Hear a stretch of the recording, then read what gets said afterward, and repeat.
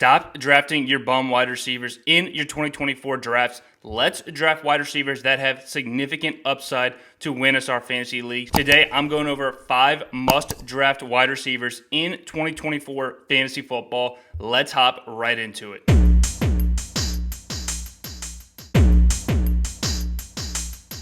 First guy I have is Jamar Chase. Now, he is a very pricey pick in fantasy. You're going to have to pay a mid to late first round pick to get him. Right now, he's ADP 7 overall, according to Fantasy Pros. But let's not forget, Jamar Chase last season was the second player off the board in fantasy drafts, just behind Justin Jefferson. And what has changed for Chase? Last season, maybe a little bit disappointing with Joe Burrow's wrist injury that ended his season. But this year, Chase profiles to be even better than what we had originally projected for him last year. Through the first 10 weeks of the season with a healthy Joe Burrow, Chase was averaging nearly 17 fantasy points per game, which is going to warrant that first round price tag you had on him last year. But let's not forget, Tyler Boyd departs this offense in Cincinnati. And while yes, Tyler Boyd isn't a household fantasy name, this guy was a very consistent player in this Cincinnati offense. Let's not overlook the last 3 seasons, Tyler Boyd just under 100 targets per year. So you're freeing up a significant amount of targets. While Jamar Chase doesn't really need any more target volume in this offense, that number might be going up this year. In addition to Tyler Boyd, we also see Joe Mixon leave for Houston. So this team might be even more pass happy with a less reliance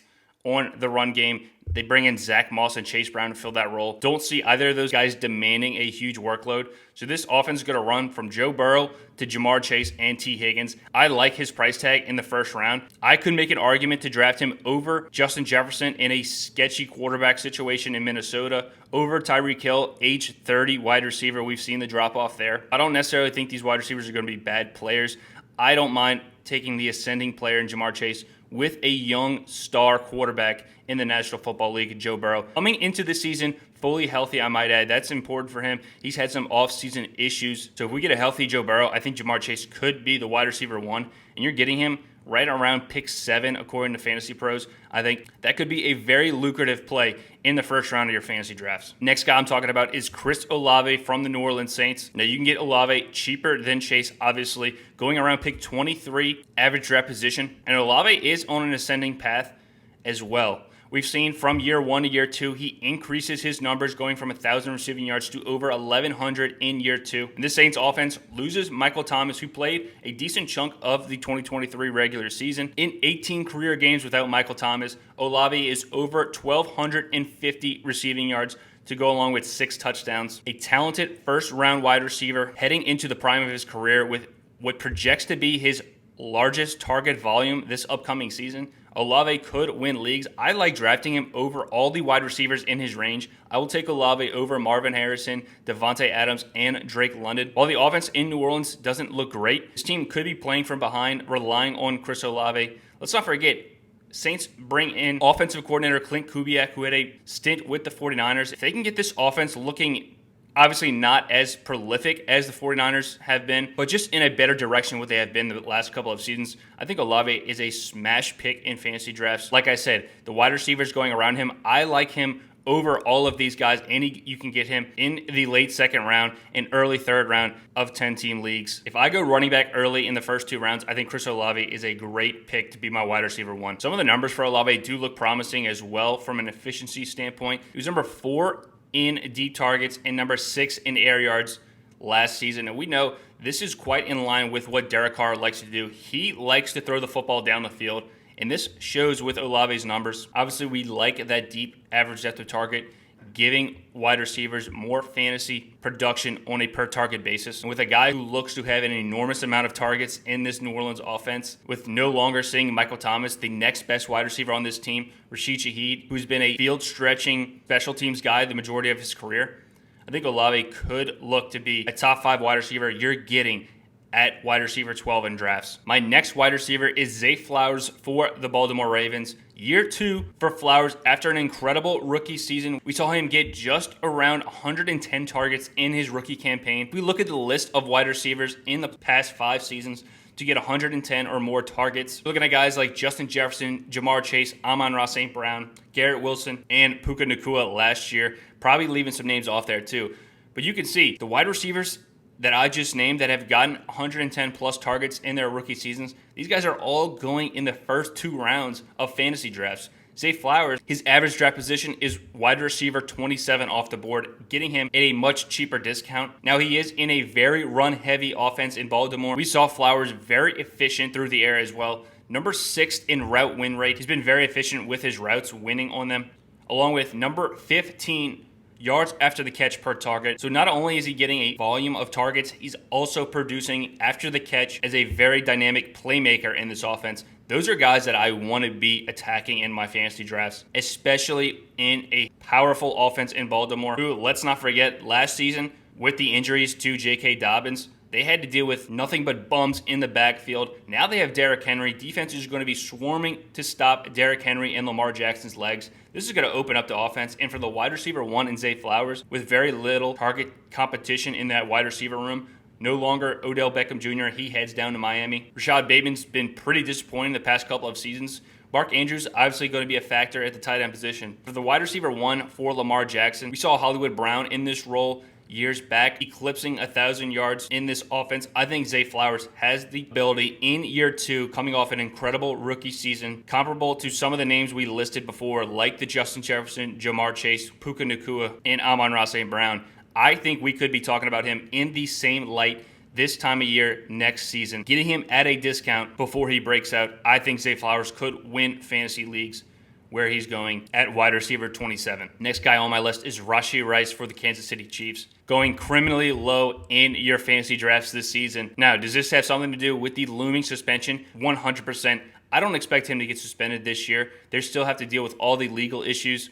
We saw this with Alvin Kamara. His suspension didn't come till a year later. And even if Rice is suspended, what is going to be 2 to 3 games? Something I'm not worried about where he's going in drafts. He's the 38th wide receiver off the board, average draft position. Last year, he was the 28th wide receiver on a fantasy points per game basis. That was in his rookie season when he was getting very little snap share in the beginning portion of the regular season. I think there's very little risk to this Rice pick where you're getting him, and the upside is off the charts. Some of the efficiency metrics for Rice are pretty absurd for a rookie wide receiver. In 2023, he was top 10 in yards per route run, number 3 overall in target separation, number 7 in fantasy points per route run, and number 3 overall at the wide receiver position, yards after the catch per target. This guy has the profile to be a 2nd to 3rd round pick. Now, there's no secret, the Chiefs do go out and acquire a couple wide receivers through free agency and the draft to bolster this wide receiver room. Hollywood Brown signs on a 1-year contract. Not too worried about that.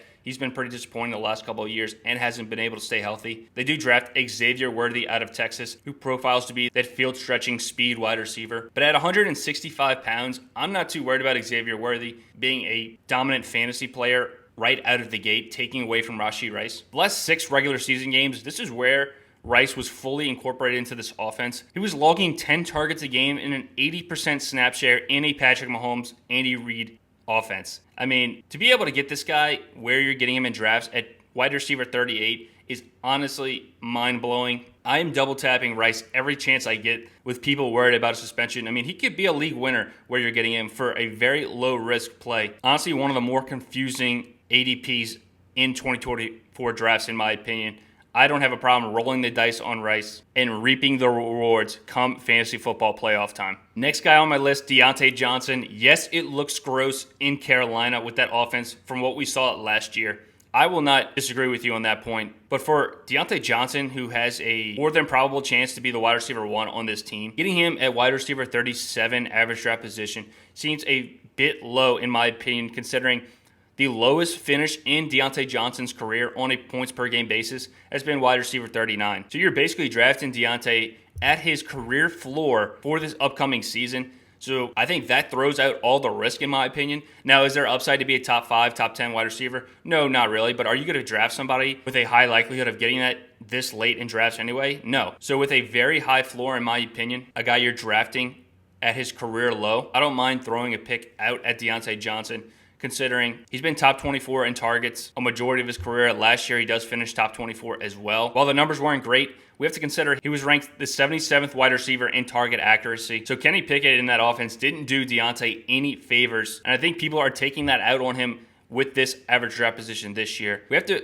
keep in mind, Adam Thielen was a top 24 wide receiver for a majority of the season, especially in the beginning half of the year. He was a top 12 to 15 option in fantasy in Carolina. So this offense, while it was abysmal, it still can produce fantasy production at the wide receiver position given the game script. Keep this in mind, my favorite point about Deontay Johnson, the Carolina Panthers have the easiest strength of schedule for the wide receiver position. He's going to be set up to succeed nearly every week of the regular season. Another thing to note, Bryce Young, yes, rookie season was horrible. We could see a second-year breakout with new head coach Dave Canales. Let's look at the resume for Canales. Last season, he spends 1 year in Tampa Bay. We saw what he did with Baker Mayfield, having the best season of his career. And right before Tampa Bay, he was in Seattle with Geno Smith with his breakout campaign. And then once he departs, Geno Smith takes a step back last year. Now, can we attribute these very successful seasons strictly to Dave Canales? Maybe, maybe not. But it is a trend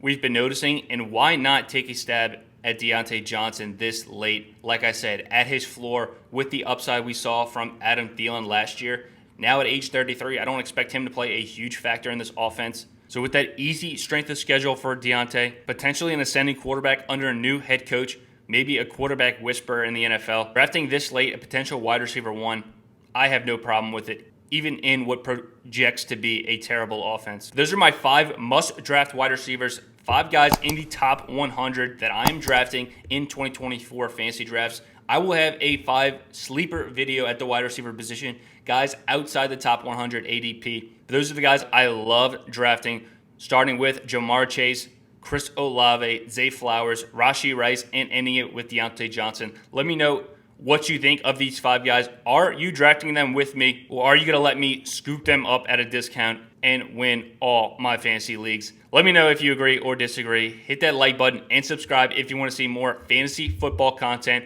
We are coming out with videos all up until the start of the 2024 regular season. Thank you guys for watching. We'll see you guys next time with another episode of The Fantasy Birds.